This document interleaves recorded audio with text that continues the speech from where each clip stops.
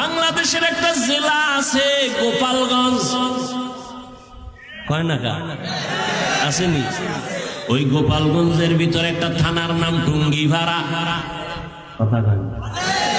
টুঙ্গিপাড়ার ভিতরে রাজনৈতিক এক দলের নেতা আছে, কিন্তু গোটা মুসলমানের এই বাংলাদেশের আধ্যাত্মিক জগতের একজন রাহবার ওর পাশে আছে, খবর নাই।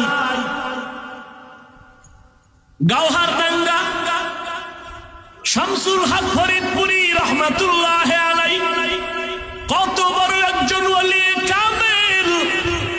আইয়ুব খানের ধমক দিয়ে বলেছিলেন, আইয়ুব খান টাকা দিয়ে গরু কিনা যায়, শামসুল হকের কিনা যায় না। আউলিয়ারা কারে উকবা ইখতিয়ার, জাহেলারা কারে দুনিয়া ইখতিয়ার। সেই শামসুল হক ফরিদপুরি বলেন, কোন এক আয়াতের ব্যাখ্যায় আমি ওদিকে যাব না। তিনি বলেন, দুনিয়ায় যত মানুষ সব পাগল। আমি কইছি মুসলমান উম্মতের রাহবর শামসুল হক ফরিদপুরি, ঢাকা লালবাগ মাদ্রাসা, ফরিদাবাদ মাদ্রাসা, এরপরে কি বলে বড়কাটারা মাদ্রাসা, এগুলোর বাণী তিনি। জবরদস্ত একজন বুজুর্গ, তদানীন্তন সময়ে মুসলমানের পক্ষে পার্লামেন্টে চ্যালেঞ্জ দেওয়ার মতো ব্যক্তি। হার লাইনে ভাষা, ইংলিশ, অঙ্ক, বাংলা, ইংরেজি, ফার্সি, উর্দু, হিন্দি সব।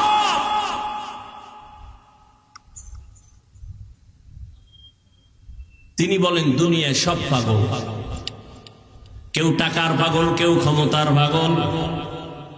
মিলছে নি? ক্ষমতার পাগল নাই, কেউ নারীর পাগল, কেউ গাড়ির পাগল, কেউ বাড়ির পাগল, ঠিক নি? যে টাকার পাগল সে নামাজে দাঁড়াইয়াও টাকা টাকা টাকা, যে নারীর পাগল সে 24 ঘন্টা নারী আর নারী, যে ক্ষমতার পাগল সে নামাজের ভিতরেও ক্ষমতা, ঘুমাইয়া স্বপ্ন দেখে সে আর কই, ঠিক নি? আর একদল পাগল আছে, তারা টাকার পাগল না, বাড়ির পাগল না, গাড়ির পাগল না, নারীর পাগল না, ক্ষমতার পাগল না।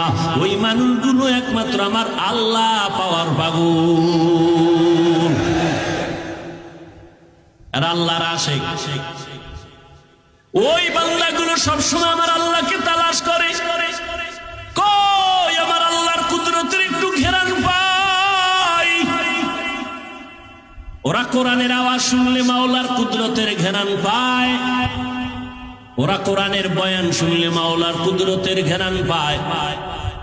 ওই বান্দারা গাছের দিকে তাকাইয়া আল্লাহর কুদরতের ঘেরান পায়।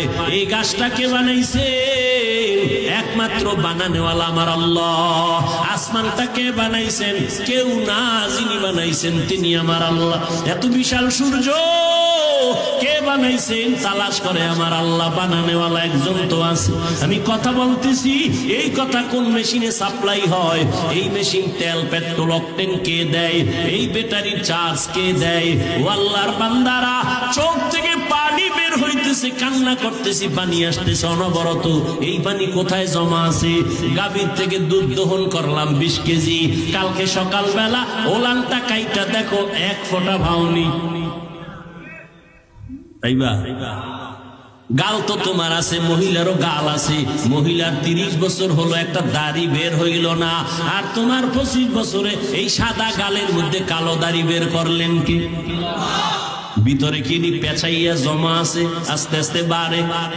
গালের চামড়া কাইটা দেখ, একটা পশমের ভেতরে নাই। আমার আল্লাহ পাকের কুদরত, আঙ্গুলের নখগুলো বড় হয়, বড় হয়, বড় হয়। দুনিয়াতে যেদিন আসছো দাঁত ছিল না, ছিল না। আব্বা আম্মা কোনদিন মোনাজাত দিয়া বলেন, আল্লাহ দাঁত দাও আমার সন্তানের। সময় মতো আল্লাহ কয় 2 মারি থেকে দাঁত গুলো লম্বা হতে থাক, নিচে আর উপরে। সময় একটা জায়গায় আইসা আল্লাহ কয় স্টপ, উপরের দাঁত আর বড় নিচের দিয়ে যাবি না, নিচেরটা উপরে যাবি না। আল্লাহ যদি স্টপ করে না দিতেন তো উপরেরটা নিচে যাইতো, নিচেরটা উপরে গিয়ে ক্রস হয়ে যেত, ঠিক নি? বান্দা একটু চিন্তা করো, আল্লাহ কেমন দয়ার আল্লাহ।